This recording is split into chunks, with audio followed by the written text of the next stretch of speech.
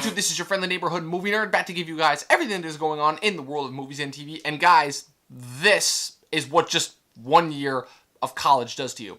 Then again, to be fair, it is my junior year of college, so that probably has a lot to do with it. But I'm back to reviewing movies consistently, or as consistently as I can, with the movies that I so very delicately pick to choose, because I have to sift through a lot of crap to find movies. Now we're in the summer, so the crap is only going to get worse from here on out. But the good news is that, at least for right now, in this post-Infinity War now, because Infinity War technically doesn't count as a summer release because it came out at the end of April. So this is my review for my first official movie of the summer, Tully. You can't fix the parts without treating the whole.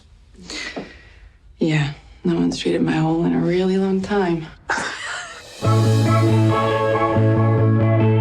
Tully is the next film directed by Jason Reitman, who, as you guys know, in the movie world at least, is the son of the legendary Ivan Reitman, who directed such films like Ghostbusters, Twins, Kindergarten Cop, whole bunch of other super iconic comedies. But his son Jason, on the other hand, might not be as well known to some of you more mainstream people, but for the rest of you film fans out there, this guy is a complete legend, having directed such incredible efforts like Thank You for Smoking, Juno, Up in the Air, Young Adult, and most recently, the very underrated film Men, Women, and Children, which I actually just watched, and I don't enjoy that film as much as everybody else is, but it was still a very, very good watch. So this film, which has been described as a spiritual successor to two of his previous efforts, that being Juno and Young Adult, as both of those films were penned by the scribe who also did this film, who is a frequent collaborator of his, Diablo Cody, sees Charlize Theron portray a woman named Marlo, who is about to become the mother to her third child, who is an unplanned child, and once she has the child, it is very clear she is a total mess. She is just all over the place. She can't seem to focus on anything. She is exhausted all the time, so her brother, played by Mark Duplass, ends up deciding to get her a night nanny,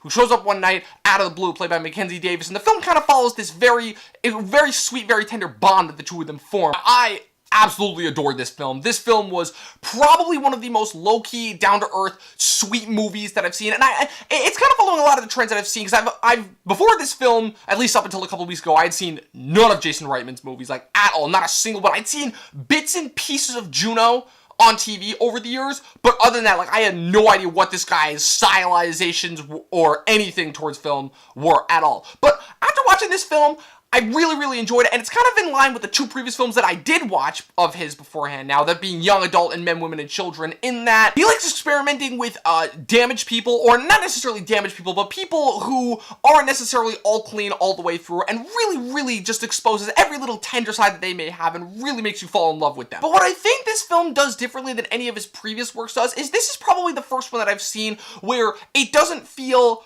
100% there. Now, what I mean by that is that every single one of his films previously has, for the most part, been pretty grounded. Like I said, I haven't seen most of them, so I can't really say that with definitive results, but from the ones that I've seen, for the most part, the films seem pretty grounded. But this is the first one where you could almost buy it not exactly taking place, like, in, like, a real plane. Like, the way the dialogue is written and the way that the film goes about itself, it almost feels like it takes place in, like, a fantasy or in, like, someone's, like, daydream or something like that. And with the way that this film ends, it kind of makes sense why I'm saying that. I'm not going to spoil the ending because I don't do spoilers, but a majority of the criticisms of this movie were going towards the ending. They were saying how it was kind of an almost offensive take on mental illness, and that's not how that subject area should be treated. And I can certainly see why people would make those arguments, but for me at least, it worked. It completely accomplishes, like I said, without spoiling anything, it completely accomplishes what the movie is going for, and it really drives the point home, and I really ended up enjoying it. Now, Charlize is absolutely fantastic in this. I still can't believe that I've seen, like, in the last couple of months alone, two of Charlize's best performances ever, with Monster, which rightfully won her Oscar, and Young Adult, which, how she didn't get nominated for that movie, I have no freaking clue. But Charlize is, my God, what an actress that woman is. Holy effing shit. And she's great in this movie, but for me, the absolute scene stealer was Mackenzie Davis as Tully, the night nanny. Oh my God. Mackenzie Davis is that actress who's kind of been sneaking into a lot of the things that I've enjoyed and been watching, like big blockbusters. Like, for me, my first major introduction to her was in the Black Mirror episode that, of course, knocked over the internet with how much everybody loved it. I still don't think San Junipero is as good as everybody says it is. And then she kind of snuck into Blade Runner 2049. And even though I think that her whole arc and her purpose for being in the movie was completely, like, you could have cut her out of the movie and it wouldn't have made a single bit of difference, I still think she was really good in it. In this movie, though, oh my God, like, I love movies that can, like, remind me of, like, fairy tales, like that feeling that I got from watching all those fairy tales that I watched when I was a kid. but can translate them into like a manner for adults without feeling dumb or feeling like I'm talked down to or feeling really out of place, and she does that magnificently here. The dialogue that's written around her character, you can really tell it's written in a very whimsical way, and it's definitely meant to seem like she's definitely like not all there. Like from the minute that she walks on screen, you can tell that like something is up and like she is not necessarily like a regular person. And like I said, with that twist, which I won't spoil, it all makes sense. But it's just, it just makes me really happy to see a person that has the acting caliber being paired up with a writer who can write a part like that and have it be as effective and emotionally resonant as this part is. And I really do have to give a lot of props to it, because it really is, no joke, this might be one of the best performances of the year for me so far. I'm not really going to talk about any of the other performances, because even though they're great, Ron Livingston and Mark Duplass are really the only other notable actors in this movie. The focus really is on Charlize and Mackenzie Davis and their bond that they form. And the only other thing that really kind of threw me off at first is the whole thing with her kid, where her kid is very, very clearly autistic. Like, he's kind of going nuts throughout the entire thing. He's got very sensitive skin that she has to like brush with a hairbrush or something.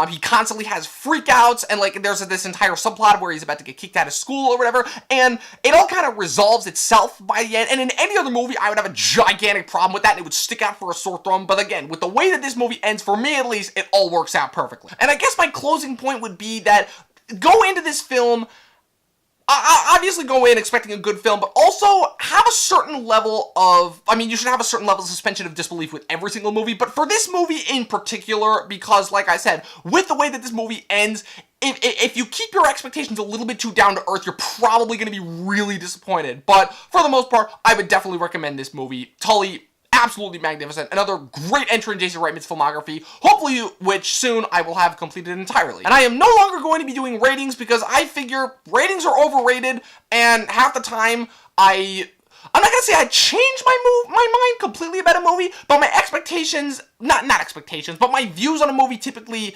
tamper over time, and it ends up causing me to rearrange them. So, you don't have to take me seriously at all if you're even still watching. But yeah, so I'm just not doing ratings anymore. So that is it. That is my review for Tully. Let me know what you guys thought in the comments below. Also, be sure to click the like button and the subscribe button. Follow me on Twitter at Movie Nerd Review. Head on over to my website, movienerdreviews.com. Also, follow me on Instagram at Dominic Racy. I'm up to 5 total posts on there. Thank you, Infinity War, for that. Also, be sure to go to my new SoundCloud page. SoundCloud, I believe it's just, again, my name, at Dom81797, if you're into SoundClouds and podcasts and things like that. And yeah, that's it. I'll see you guys next time. Woo!